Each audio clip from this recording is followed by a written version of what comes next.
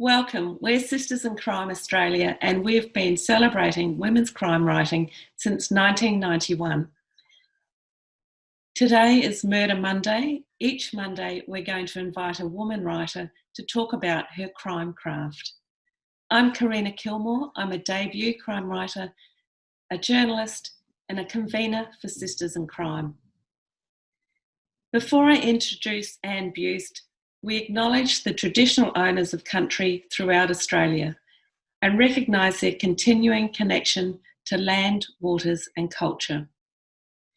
We pay our respects to their elders, past, present and emerging. Anne, you're the Chair of Women's Mental Health at the University of Melbourne, with over 30 years clinical and research experience in perinatal psychiatry. You're also the author of 3 novels featuring Natalie King, a forensic psychiatrist, as well as your latest standalone psychological thriller.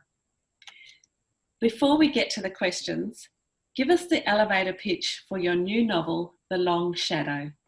So old sins cast long shadows, and in the case of this book, The Long Shadow, it's about a 25-year-old town secret that has affected 5 families, and they've all found themselves in a postnatal depression group run by our heroine, Izzy, who's a psychologist. Wow, that sounds fabulous. Bit spooky too. Anne Buist puffed it and talked about it as being a brooding story. And I think it does have a little bit of that quality to it. And, you know, we've got 5 anxious mums protecting their babies, but with stuff happening in the background and in the current time that is now threatening to put their babies at risk. Yeah. Postnatal's a really interesting time of life, isn't it? It is, and it heightens a lot of anxieties, I mean, for all mums, really. And in this case, particularly so. Okay, I'm going to shuffle the cards. You don't know what you're going to get. You can have one pass if it gets really bad. So we'll start with the first one. How do you decide a scene of a crime? Oh, because my heroine is a psychologist rather than a detective, I kind of don't quite have scenes of crime in the way perhaps police procedurals do. Mm-hmm. But instead, in plotting out the book, there is this 25-year-old crime scene, so it had to fit the story, but you don't ever get to really see it in the way that you would in a police procedural. And in fact, because this is a psychological thriller where the tension is increasing and the risk is increasing, I would probably say the crime scene is about 2/3 of the way through, and I don't want to do any spoilers. No spoilers. And that, I will say it's set in a hospital, which as a psychiatrist, a medical specialist, that's an area I know well. Yeah. Do you start with the plot or the character? Start with the plot, and inevitably then the characters start to emerge from that. Though my very first draft, I had all the plot pretty much as it is in the final book, but the character of Izzy changed fairly dramatically, as did Dee, who's probably the main woman in the group, with a lot of the secret revolving around her. And because I hadn't actually visited the physical location of where I've set the novel until I'd done the first draft, it really was Riley, which is the town, and visiting the area where I put Riley that shaped not only the town, which is a character, but also Tegan. Yeah, right. How many drafts do you write before handing it in? Would really, really love to say I just wrote it perfectly the first time. But yeah, no, look, I certainly don't. And there was a fairly major shift between draft 1 and draft 2. And then the rewrites were much less major. but I do at least another read through after draft 2 to sort of do a fairly good draft 3 without so many changes. Then I do a read aloud, which changes things a bit. Then my husband reads it. That changes things quite a bit. They're not full drafts like that one from draft 1 to draft 2, which is a huge change quite often. The rest are more kind of moving around the edges. And by the time my editor gets it, it is actually pretty clean, and she tidies it up and does great work with that. But in this one in particular, I fought her off a lot more than I have in other cases. And she eventually agreed with me. So I guess by the time I got the draft she saw and the final draft, there was a bit of a shift, mainly in the Tegan character. And I had 2 Indigenous readers reading it, and they really helped with her character enormously. Yeah. And that sounds like about 3 or 4 drafts, do you think? Yes, probably something along those lines. Yeah, great. What research did you do for your latest novel? Well, fortunately, because psychiatry is what I do day to day, and I've been doing it for a long time, I don't actually have to research the disorders or the personality styles, because this is the work I do. And the group this postnatal group that is the sort of background of the novel, I spent about 6 years running an attachment group very similar. So that kind of was already there. The research I really had to do was going to central New South Wales.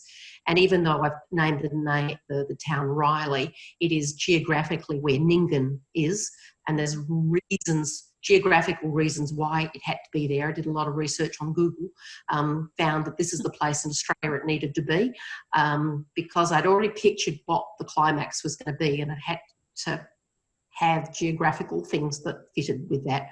So Nyngan was it, and it has a lot of similarities to Nyngan, but I've changed the pub and there's no RSL. And of course, you've made it your own. Suit me. Yeah. Yes, so it's not Nyngan. Yeah. How much of a profile do you do for each character before you write? Quite a lot for my main character. And in this case, because there are the women in the group, I really needed to know them quite well. And they all stay pretty much as I wrote them right at the beginning. Tegan's the only one that really changed. Oh, and Dean changed a bit. Dean's her husband, and and Izzy changed a bit. Because Natalie King, who's the psychiatrist in my trilogy, she's such a feisty character, and Izzy needed to be quite different. And I ended up, in trying to make her so different, I made her pretty sappy and a bit weak. So my first draft, basically my first readers said, "You've got to be kidding me. I'd never see a psychologist like this in a million years." So I had to completely reshape that. I mean, all the background stayed the same, but I gave her agency and an arc in the book. And that was another big change between draft 1 and draft 2. Sure. But did you actually write out their personalities beforehand, or did you just let them? Yeah, and all their backgrounds. And because the group is about attachment theory, I actually know exactly what happened between their mother and them when I was 0 to 3 years old. So a lot of that didn't get put to paper, but I knew it. I can kind of put it into, this is sort of the style of character they are, and a few psych kind of terms that I attach to them, which gives me okay, that's the way they would react, because you don't have to write it in great longhand, because of the sort of, I guess, the experience I've had, and you can put people in certain ways into slots. Obviously, everyone is very different. There are things that direct us to how we deal with certain things, and how our attachment style kind of tends to head us to the sort of defences we would have and how we'd operate under stress. So having put each of the women that, you're avoidant, and I talk about this in the book, or Izzy pointed out to them that this is what's happened and why, to a certain degree anyway. And that was all very much set right from the beginning. Great, thank you. Who are your literary inspirations? Like I said, literary inspirations. Probably Tana French would be my number one. Hers a police procedural, but I think she does such great characters. And the one, I've forgotten the name of it, the one that's set over 24 hours, I think it's The Trespass. Oh, no. The one that's set in a school where the two cops are basically over 24 hours interviewing the girls in the school. She does it so well in the psychological sort of way. And in fact, the one she did, I'm dreadful with names of books. That's okay. Is there another? She's got one with, again, the man is got a psychological problem, and she does it so well. When and how do you work out plot twists? Name of that one. Sorry. That's okay. When so and Broken how... Harbour was the name of the one I was thinking of. Ah, yes, yeah. When and how do you work out plot twists and red herrings? Look, that all happens at the beginning in the plot planning kind of phase, and I do a lot of talking over with my husband with that. He's a great plot planner, not really a crime writer, but he's good on motivations, so that if I'm kind of saying, I've got that sort of planned out as to how it's going to do.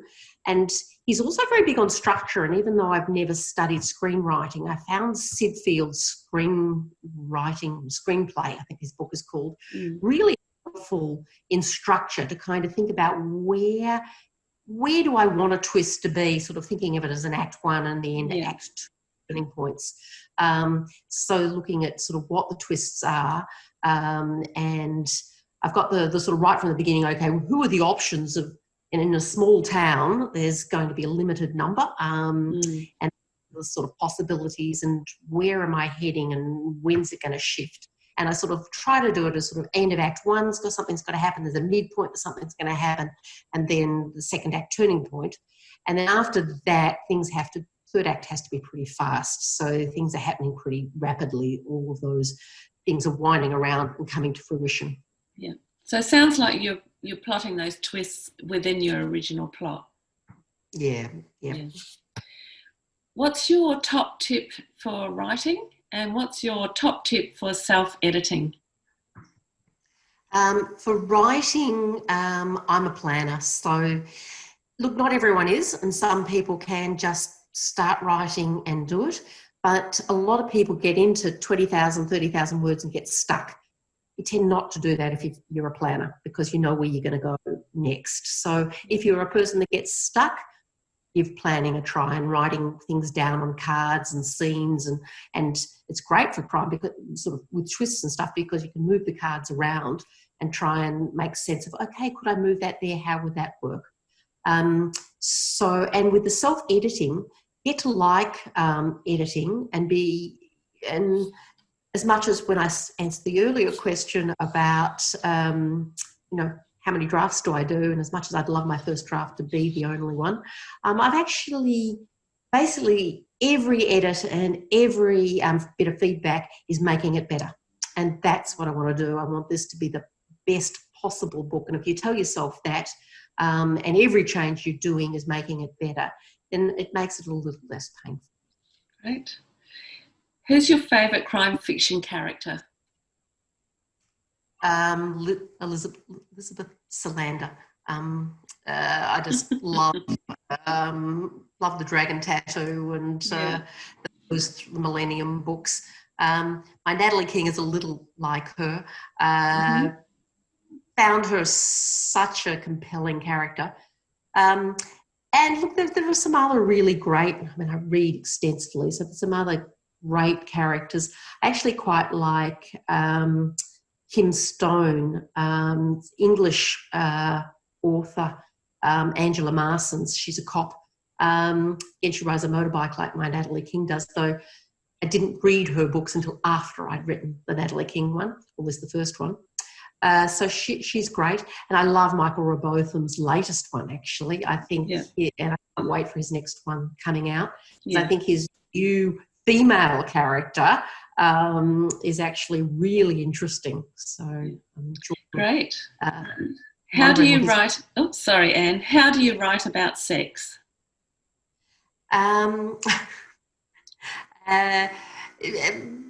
Quite a bit in Natalie, the Natalie King books, because that's part of her character, that she's a very driven and sexually driven character. So most of it's behind the closed doors, but she's pretty out there, so she's driving that.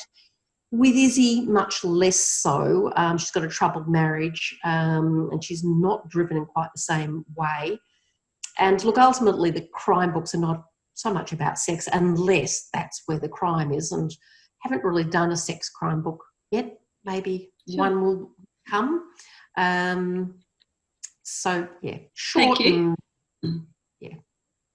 Does your main character, I know you've got several characters in the new book, but does your main character ever surprise you?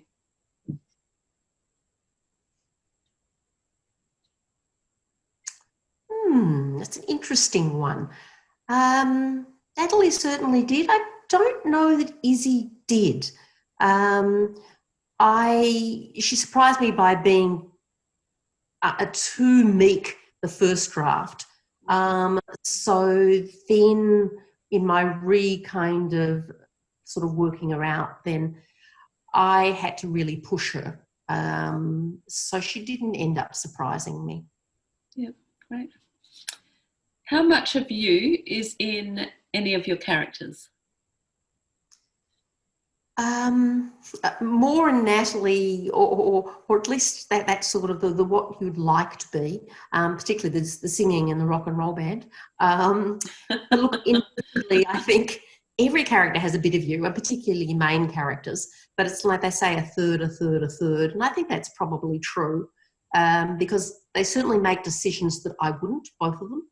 And I like to have an ethical component in my books to make people think.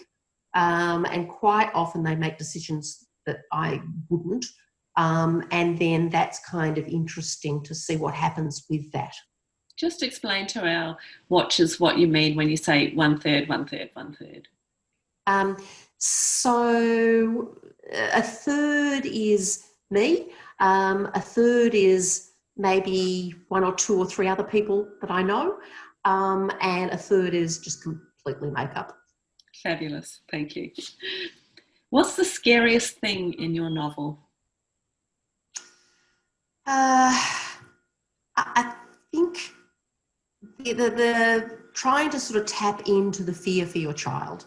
And of course, Izzy is battling with a sort of a fear she has, particularly for her child when she, nearly lost him. But it's tapping into that fear for our children that I think all mothers, all parents, this is not just a mother thing, all parents have, and particularly young babies. Yeah. And there's a scene towards the end where, and perhaps I lied, Izzy did surprise me here. Even though I always knew what she had to do, I wasn't sure how she was going to do it. And that scene was by far my favourite scene to write, because Tina also surprised me. And that was a joy to find that happening. Great. But it was scary as well. Yes. How would you write a crime book about the pandemic? It would have to be a locked room mystery, obviously. That's right. My next Natalie book is actually a kind of a locked room mystery. So maybe I will put it into COVID. I could add that into it really as well. I think you could have a lot of pressure building, and certainly a domestic violence kind of one. You could certainly have that, locked down the family, or maybe a surprise extra visitor that's kind of gets stuck with them. You right. have a lot of tension in a locked room. What's the best way to dig yourself out of a bad plot hole? Do it before you start writing. And about it. I mean, you don't want to have got there and thought, oh my God, this is too late. And look, that still has happened, even planned. I have managed to get myself into, having written all of this, this is actually not working. And that's where a lot of talking through things, and that's what my husband's fantastic for, because he's and thinking laterally, and there's usually a way you can get round just about everything. Perfect. And our last question, how would you get away with murder? Well, I'm a doctor. I don't actually know the name of this, but I know there is a particular substance that is totally undetectable that kills you pretty quickly. Now, how I'd actually access it, the immunologists know all about it. So I'd cozy up to the immunologists and put a tour and sneak away some of whatever this is. I said, I know it exists, and I know it's undetectable, and it gets rid of you pretty quickly. So that's what I do it with. Sounds perfect. The perfect crime. And thank you for joining us for Murder Mondays and sharing your craft crime with us. A pleasure. Thank you, Karina, and I enjoyed your book too. Oh, thank you very much, Anne. See you next time. See you. Thank you.